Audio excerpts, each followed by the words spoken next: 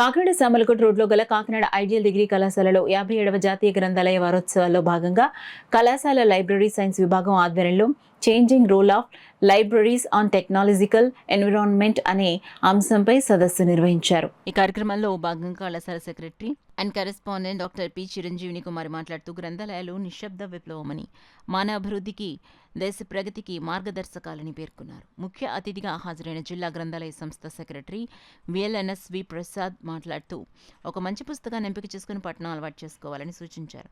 ఈ సదస్సుకు హాజరైన విశిష్ట అతిథి రిటైర్డ్ లైబ్రరీయన్ కాకినాడ జిల్లా గ్రంథాలయ సంఘం సెక్రటరీ చింతపల్లి సుబ్బారావు మాట్లాడుతూ గ్రంథాలయ పూర్వ చరిత్ర, ఉద్యమం, ఏర్పాటు తదితర అంశాలపై విద్యార్థులకు అవగాహన కల్పించారు. మరొక విశిష్ట అతిథి రిటైర్డ్ టీచర్ మాకినేడి సూర్య భాస్కర్ మాట్లాడుతూ గ్రంథాలయ రంగంలో వస్తున్న సాంకేతిక పరిజ్ఞానం అనే అంశంపై ప్రసంగించారు. అనంతరం కళాశాల నిర్వహించిన నేను చదివిన ఒక మంచి పుస్తకం అనే వ్యాసరచన పోటీల్లో ఎంపికైన M Divya Santoshi, P Lavanya, N Mahitha, B Rishika, K సత్యశ్రీలకు ముఖ్య అతిథుల చేతుల మీదుగా ప్రైజులు అందించారు. ఈ కార్యక్రమానికి సభాధ్యక్షులుగా ప్రిన్సిపల్ డాక్టర్ టి సత్యనారాయణ వ్యవహరించారు. Vice principal doctor G Steven Raju, అధ్యాపకులు V Nageswararao, S Durgarao, YRL Chowdary, Viswanatharaju, P Gopi, U Nani, Babu, M Gopalakrishna Yadav, M Macharao, V Nagalakshmi, K Varalakshmi, P Chalapathi తదితరులు పాల్గొన్నారు.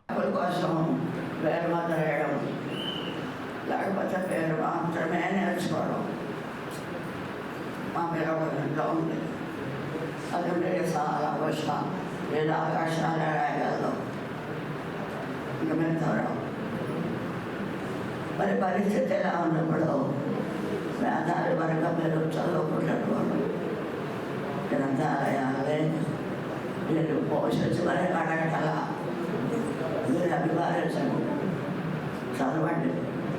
మనం ఇక్కడ చెడ్డ ప్రయత్నం చేసాం. ఆ చెడ్డ ప్రయత్నం భారతలో బాబుగారు, దుర్గారావు గారు విజయవంతం చేశారు. గ్రంథాలయాలు అంటే మొత్తం తూర్పుగోదావరి జిల్లాలో చింతపల్లి సుబ్బారావు గారు అంటే రాష్ట్రవ్యాప్తంగా రాష్ట్ర గ్రంథాలయ ఉద్యమ సంస్థ ఉంటుంది. రావిశాఖ గారు అని ఆవిడ అడుగుతున్నాం. ఆవిడ కింద డైరీ మన జిల్లా గ్రంథాలయాలు సుబ్బారావు గారిని అడుగుతున్నాం. మీ లైబ్రరీలో ఏమేమి ఉన్నాయి, అకాడమిక్ లైబ్రరీలు అనేది ఆ విధంగా మార్పులు చెంది మనం ఒక గణనీయంగా ఎన్ని మార్పులు చెందినా కానీ పుస్తక పఠనం అనేది మీ మేధస్సుకి పెంచుకోవడానికి, మెదడుకు వ్యాయామం జరగడానికి పనికొచ్చింది. మీరు ఎన్ని డిజిటలైజేషన్, ఎన్ని ల్యాప్టాప్లో కానీ సెల్ ఫోన్లో కానీ ఇచ్చేసినా కానీ మీ మెదడు చురుగ్గా తయారవుతుంది. మెదడు చురుగ్గా తయారవ్వాలి అంటే మీ ఫిజికల్గా ఫిట్నెస్ సాధించడానికి మీరు ఎక్సర్సైజ్లు ఎట్లా చేస్తారో మీ మెదడు చురుగ్గా తయారవడానికి పుస్తక పఠనం ఒకటే మార్గం.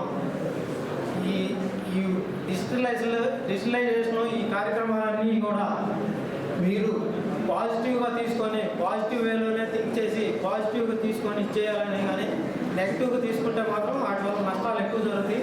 అవన్నీ మాకంటే మీకు ఎక్కువ తెలుసు. డిజిటలైజేషన్లో మాకంటే మీరే నిష్ణాతులు.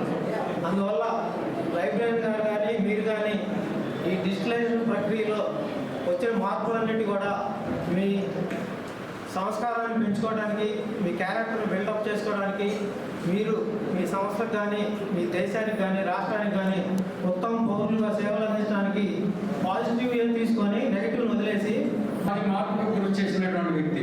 ఇంకేత తత్వవేత్తలంతా కూడా సమాజాన్ని నిర్వచిస్తే సమాజం మారాలనేటటువంటి ఆలోచనతో ఆయన చదివినటువంటి గ్రంథాల ద్వారా నేర్చుకుని క్యాపిటల్ దాస్ క్యాపిటల్ అనేటువంటి అమూల్యమైనటువంటి గ్రంథాలను అందించడం జరిగింది. అలాంటి పరిస్థితుల్లో అంబేద్కర్ ఎక్కువ పుస్తకాలు చదివినటువంటి వ్యక్తిగా భారతదేశ రాజ్యాంగాన్ని రూపొందించడానికి తగినటువంటి అవకాశం వచ్చింది.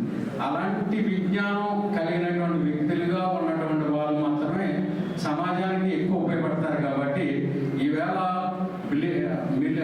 మైక్రోసాఫ్ట్ ఉండేటటువంటి కంపెనీలు కానీ అమెరికాలో ఉండే పెద్ద కంపెనీలు సీఈఓలు అంతా కూడా భారతదేశంలో ఉన్నవాళ్ళు.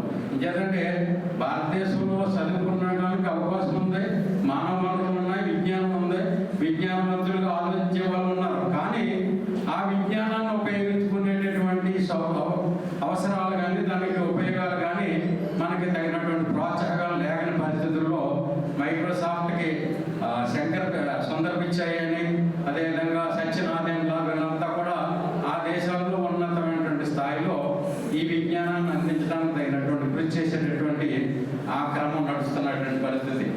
వీటన్నిటినీ కూడా అందుబాటులోకి తెచ్చి గ్రంథాలయాన్ని డిజిటల్ లైబ్రరీగా మార్చాల్సినటువంటి బాధ్యత ప్రస్తుతం ఉన్న గ్రంథాలయానికి అది ఆ బాధ్యత పడింది.